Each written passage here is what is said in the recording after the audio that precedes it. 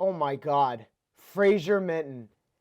Bruins win 4-3 in overtime. Welcome back to another Marcusi game review. Guys, Fraser Minton just gained I don't know how much aura you can gain in one moment, but an overtime winner, passing up the dish to Geeky. Holy crap.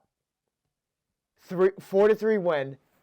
4 points in 2 days for the Bruins. That is absolutely huge for the team in a back-to-back game. You're gonna hear me saying these back-to-back games, and especially throughout October, if I manage to, make enough videos on the team. You're gonna hear me say a lot like the fatigue could settle in certain moments, and especially in the back end of a back-to-back game, you're going to see that happen, right? You're going to see breakdowns not go your way. And you saw that with the Bruins, but, they gathered it together. Oh, my God. This game was awesome. This game was awesome. This is a Bruins hockey, game that was as entertaining of a Bruins hockey game that you could have got from the Bees. Hold on. I just need I literally have a headache from how much I was screaming in that game. Give me a sec. I don't even want to talk about it because we need him. We need Hampus Lindholm. It is but I'm not gonna let that stray away from the dub. But we'll get into Hampus Lindholm in a sec. Starting from the first period, I read you the lines. We did all that. First period, Casey Middlestat, amazing goal to start it out. We were 4 minutes in. The line change was weird. You know what I mean, to do that. But Victor Arvidsson just, coast to coast, threw it in front of the net. Greasy goal from Casey Middlestat. You love to see it. That was something I enjoyed. So, I want to see Casey Middlestat as, a lot of pundits called Casey Middlestat, the player to watch for the Bruins. And he said during the first intermission, he was like, it's good to get the first one. So I was glad to see that for him. Yeah, no, the next two Blackhawks goals, Bedard scored. He loves scoring these kinds of goals. TD Garden game openers. I don't know what it is, but Bedsy just loves doing it. I don't know what goes on with these goals and the defensive breakdown. I will say on the Bedsy goal, and I think this happened with the Wilson goal as well from the Washington game. The defensive breakdown, I mean, I know it's a back-to-back. I'm going to preface, I know it's a back-to-back. But on the defensive breakdown, I mean, guys get caught puck watching a bit low. And I mean, look, I know it's early, but you can't be caught doing that in the show in the NHL. You can't be caught doing that. We don't like that. It's fine though. I'm not blaming Korpisalo on that goal.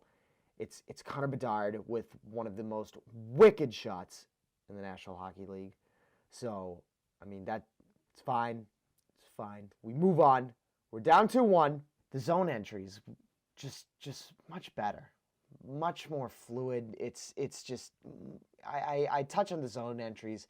It's just enjoyable, man. It was awesome. And David Pastrnak and Connor Murphy, I don't know what that beef was.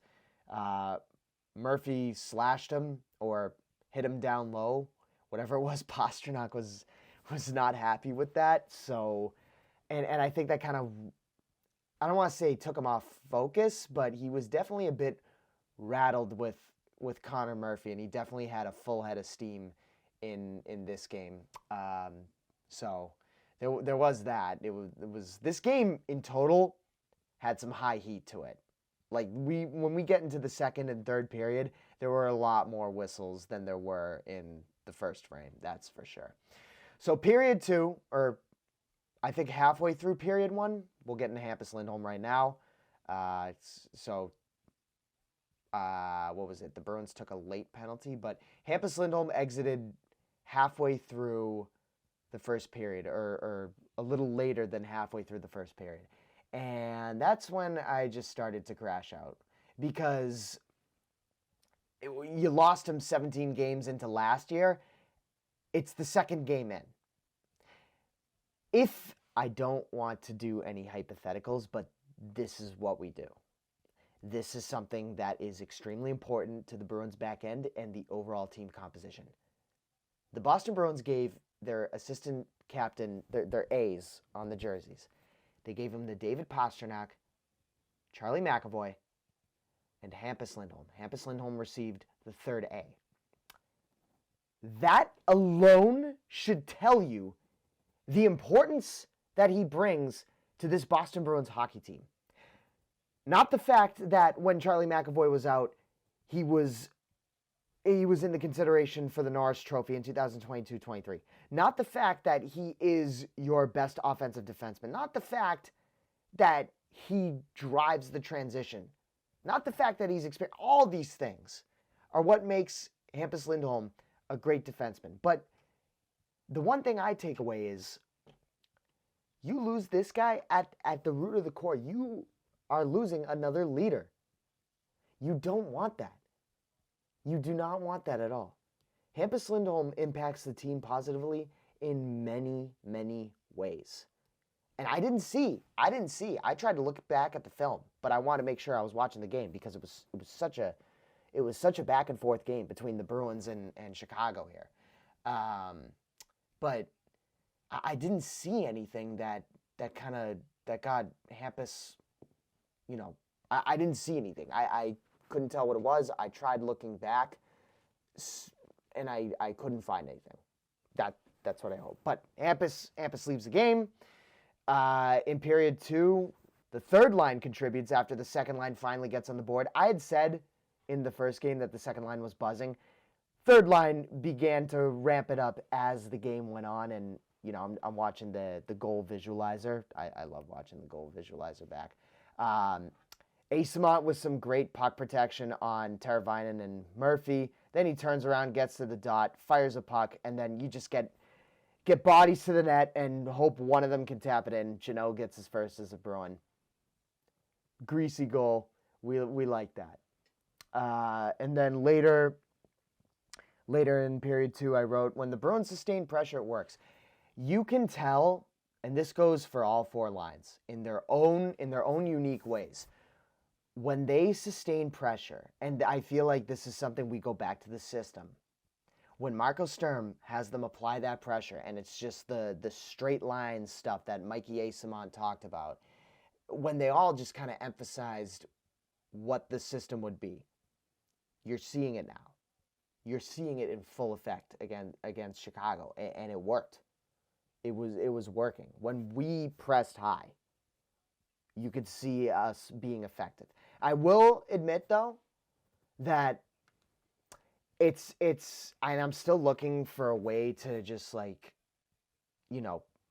have these stats for possession. I need to if anybody knows of where I can find possession stats in neutral zone, offensive zone, defensive zone, I would greatly appreciate it because it would help me emphasize this point when I say it. But from my lens, from my viewpoint, from what I saw, it feels like the Bruins don't, when they sustain pressure, they can have an extended zone time in the O zone, in the offensive zone. But that's it's less likely to happen based on from what I've seen in the 2 games, outside of the first line. The next 3 lines, it's more through transition. It's more through creating turnovers, that kind of thing. The offensive pressure is there, but it's not as sustained as some would expect. That's just something I'm putting out there. If there are stats that completely rebut what I just said, I'd love to see them. I'd love to learn them. But that's just what I feel like. That's just what I feel like. But as the game went on, the offense began to ramp up, and we'll get into the third period. Urgency with the power play. That's what I wrote. Urgency with the power play. The momentum was gaining in the Bruins' favor, and another greasy goal down low. Elias Lindholm, nice little tap-in. It's just, and it started from the transition. I really want to credit Steve Spott on this. We saw it last night when Elias scored the goal. They just, on the power play, they just scored the goal. They just went in and they did it. But Something that I loved from this play was the puck movement through the neutral zone and how they just set it up. It was amazing. It was awesome. They just quickly went right to it, and I feel like this is the impact of Steve Spott at its finest. And I know it's game 2, but I'm hoping this is something that just ramps up. I love to see it. So, second line gets you a Gino, greasy goal from Casey Middlestat in the first. Second period, you get Tanner Jeannot, greasy goal from the third line in the second. I'm counting Elias Lindholm's as the first line. So there you go. And haha, Connor Murphy was on the ice for that. Stop cheap shotting Pastrnak. I don't know. Then this is where I felt like, okay, the breakdowns, you make a line change. This is where I'm gonna pause the visualizer because they made a line change while Chicago was coming in. This was the Burakovsky goal. 3-3 tie. I didn't understand why the line changes happened, but maybe the guys were just tired and thought they could do it quick. But Burakovsky was able to come in and score this one. We're all tied up, and then we got to overtime. The power play though for the Bruins, I want to go back to that real quick.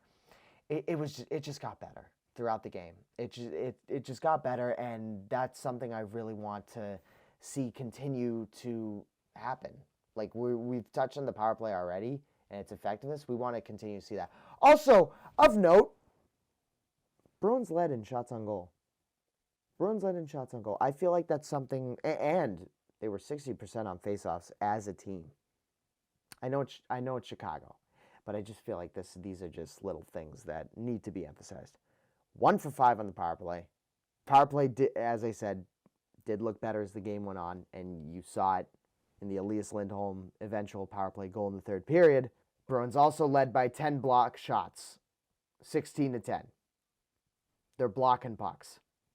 Gritty Bruins hockey. There also was, I have to mention, something I was waiting to happen, and I didn't think it was going to happen so early, especially against Chicago, but the scrums that happened in the later half of the third period, that was absolutely hilarious. Zadorov, by the way, dude was just pancaking he just imagine him as a spatula, and the boards are just like the saucepan, and he just took any Chicago player in his vicinity, and he just flattened them. Just flattened them. Well done, burger.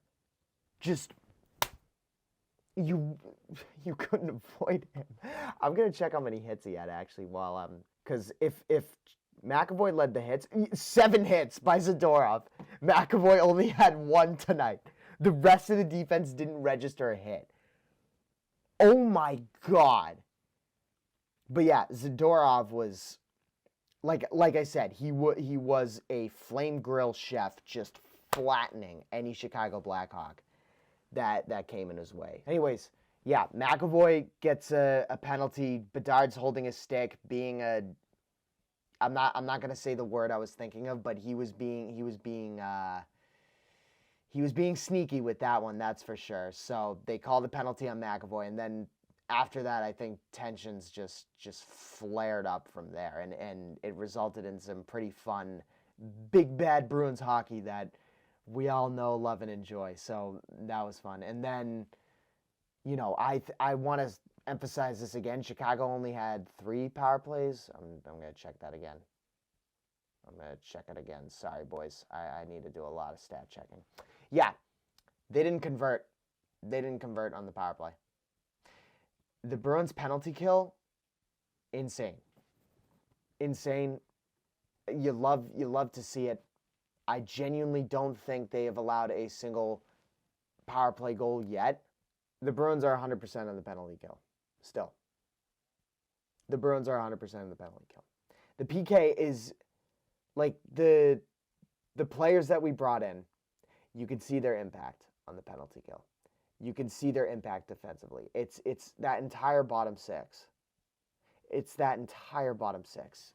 I really saw one player that really stood out to me was Kostelic.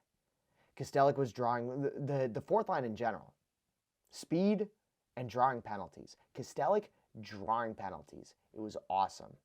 I loved it. That's something I want to see more of. That's something that should transition to us getting more power play opportunities. We need those, as many as we can take. So keep doing that, Casty. We love to see that. But in general, just the penalty kill was phenomenal. Yeah, no, as we get into overtime, the intensity ramps up. Minton scores. It was awesome. Korpisalo, actually, I need to mention Korpisalo. Jonas, your preseason dominance has carried into tonight.